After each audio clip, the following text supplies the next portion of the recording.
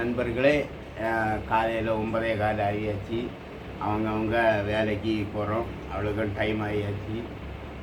காலையில் 10 மணின்னா டியூட்டியில் இருக்கணும். அதுக்கு அவசரமாட்டு சமைச்சி எடுத்து குளித்து பிள்ளைகளுக்கு ட்ரெஸ்ஸை மாற்றி எடுத்து அதுகளுக்கு ஸ்கூலுக்கு உள்ள இதெல்லாம் பார்த்து எடுத்து ரொம்ப கஷ்டம். இங்கேயும் பார்த்து அடுத்தது ஆஃபீஸ்லேயும் போய் வேலை பார்த்து சாயங்காலம் வந்து வேலை பார்த்து எடுத்து பொம்பளைகளுக்கு ரொம்ப கஷ்டம். என்ன செய்யுது? அவங்களையும் நம்ம பார்க்கணும். ஏன்னா ரொம்ப கஷ்டப்படுவாங்க. நைட்டு விடிய காலம் 4 மணி எழும்பணும், எழும்பி சமைக்கணும். ஏன்னா பிள்ளைங்களுக்கு ஸ்கூலுக்கு கொடுத்து விடணும் சாப்பாடு, அவங்கள ரெடி பண்ணணும், எடுக்கணும், இவங்களுக்கு அடுத்து ரெடி பண்ணணும். ஆஃபீஸ் 10 மணின்னு இருக்கணும். லேட்டாகனா அதுக்கு ஏதாவது சொல்லுவாங்க. எனக்கும் போகணும். இந்த மாதிரிப்பட்ட இதுக்கு எத்தனை வீட்டில் இப்படி அவசரமாட்டு போகிறது போல இருக்கும். அந்த கமாண்டில் போடு, சரியா? கஷ்டப்படுவாங்க சிலவங்க. அவசரமாட்டு சாப்பிடுங்க. அவங்களே டிஃபன் பாக்ஸில் ஒன்றும் எடுத்து வைக்க மாட்டாங்க.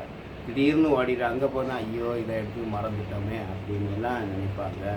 இந்த இதை பிடிச்சிருந்தா லைக் பண்ணுங்கள், சப்ஸ்கிரைப் பண்ணுங்கள். யாரெல்லாம் அந்த மாதிரி வீட்டில் பொம்பளைங்க ஸ்பீடாட்டு வேலை அவசரமாக செஞ்சு எடுத்துட்டு ஆஃபீஸு ஓடுறதும் வந்ததும் நைட்டு 12 மணி ஆகும் உறங்கு.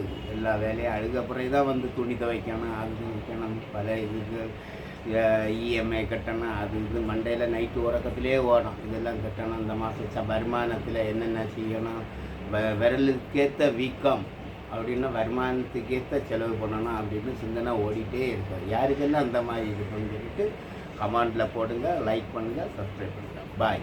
சரியா உங்களை?